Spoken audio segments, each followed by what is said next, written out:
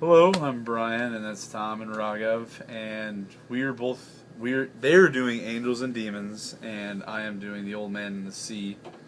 Um, and just kind of like a thematic statement or like an overarching theme between both books was this symbol of God, and we both saw that. Well, all three of us saw that God is not like a single person or a single entity.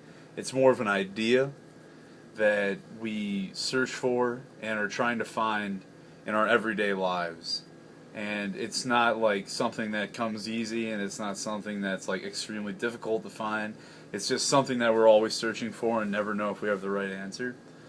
And from Old Man in the Sea, I found this great quote on page 62. I don't know if that matters or not, but it says the old man had seen many great fish.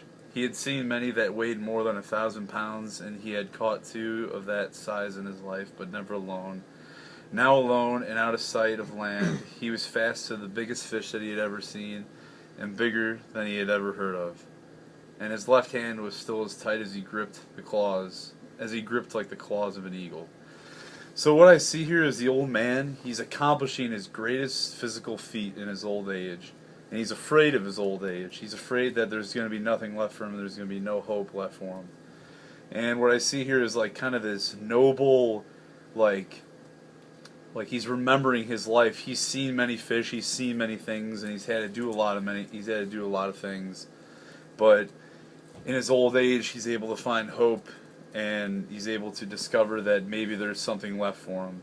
And he finds that strength in his youth. And I just thought that was a really big reference to like hoping of God and like hoping for the future and hoping for the best. So, going off of that, that's sort of how what Angels and Demons was about. It was sort of like how God is an idea. And the first quote that I chose was, God answers all prayers, but sometimes his answer is no.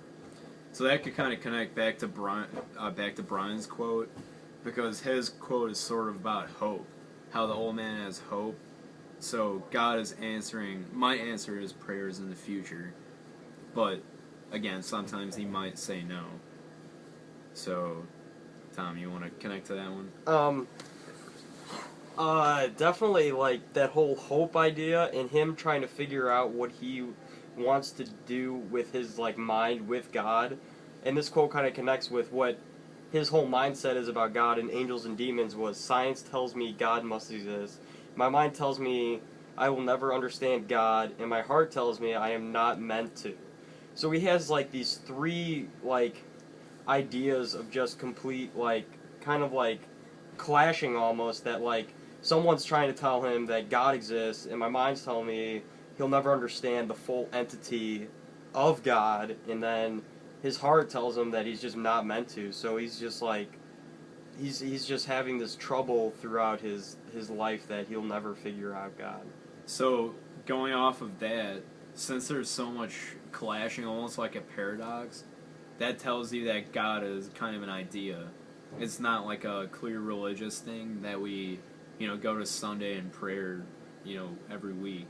It's sort of just like a conception, like an idea. So, Brian, do you want to? Yeah. I actually have another quote here that kind of goes off that, but it's kind of in a new direction on a new path. Not really as much as hope, as much as just like realizing that, some things aren't what they cracked up to be, and also kind of like what you were saying, sometimes his answer is no. My quote here is, he's a great fish, I must convince him, he thought. I must never let him learn his strength, nor what he could do if he made his run. I were him, I would put in everything now, and go until something broke. But thank God that they are not as intelligent as we who kill them, as they are more noble and more able. And what I kind of found was funny about this was he's talking about the fish, and how if the fish was him, that it would be more noble and more able. It already is. And it actually correlates really well with sometimes his answer is no, because some people don't see all sides of other people, and I'm trying to think of where I was going with this. Shoot. But they don't see like other sides of people, and if other people's answers are no, or the things that happen in their life, result in your prayer? No.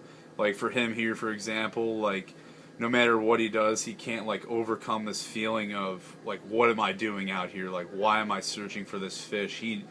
He understands like that the fish is more able than him, and he's also more noble. And I just thought it was really interesting that like that worked out really well. I didn't even think that would work out so well. His answer is no, but yeah. Okay, actually connecting to Brian's quote, his quote is sort of talking about how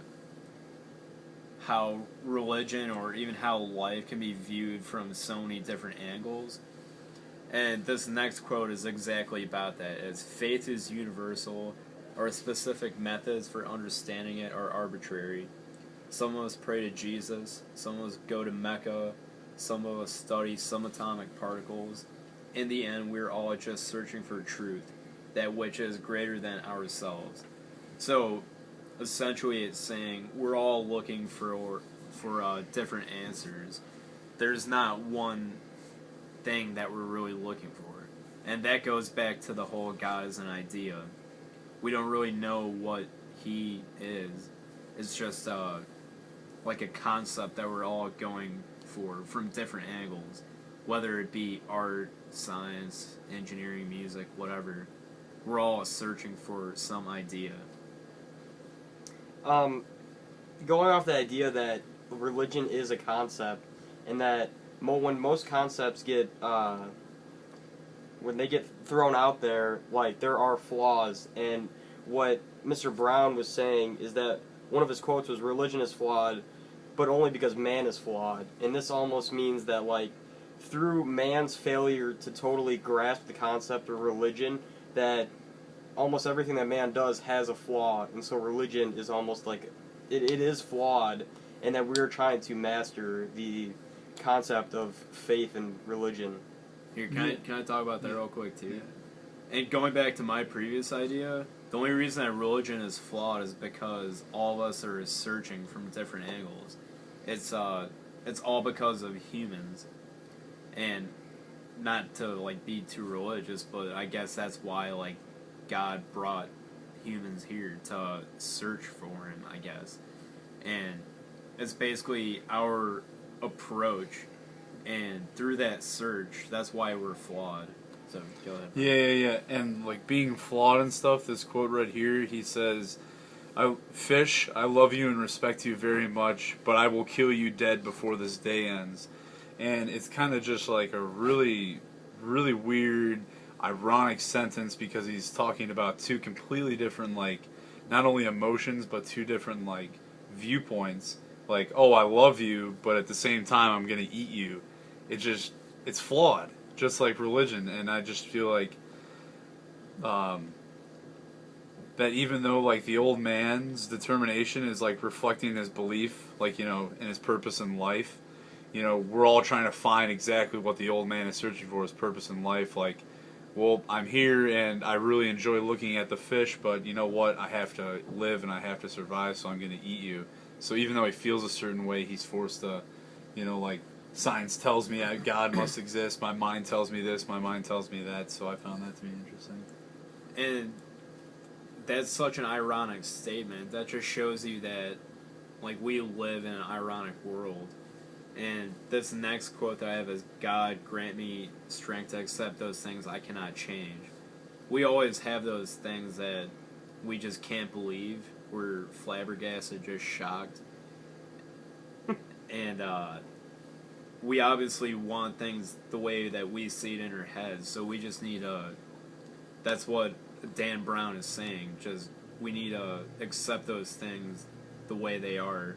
And maybe God, that idea, can help us through that. Yeah, and like even going back to this, a quote I had, the old man began to pity the great fish that he had hooked, and just kind of saying that like the good things that we're doing are kind of like destroying what we've created and just flying things even more. I'm gonna almost switch a little bit, and like I remember Brian, you told me that this old man, he was like such a good citizen to the city or the village as they refer to, that he took care of this kid. He was always there for him, and I gotta say this quote because it was in the book. No good deed goes unpunished, which is one of the most famous quotes of literary literature and merit. That like through like this old man has been living his he's been doing faithful things. He's been believing in God. He almost is like a Jesus/God figure in that book, and in this book it says no good deed goes unpunished, and the old man relating this book to that book is he loses his fish. So that's the whole premise about your book, and then this quote like sums it up, the whole book in your opinion, and he goes home without a fish. And that could go back to the second quote I said, how humans are just trying to search for answers from different angles, and because of that, even though you find something good, you might get punished for it. So it just goes to show you that nothing is true. It's just man's perception. Yeah, and all the things that are like, rewards or punishments, it's all flawed because it's things that man has created, and just like religion, how religion's flawed, because you can't, you can't be like relative about anything if you're just so egocentric about the things that you like see, and the people who are around you, you gotta like look into their lives and then like look out and compare that. So I guess going back to the theme, it's just going to show that it's man's perception, man's idea, not necessarily like a religious or God. It's sort of how we view things and how we search for answers. Right on. Sounds good. Good work, boys. See you next time on Brian, Thomas, and Raghav Talk About Book.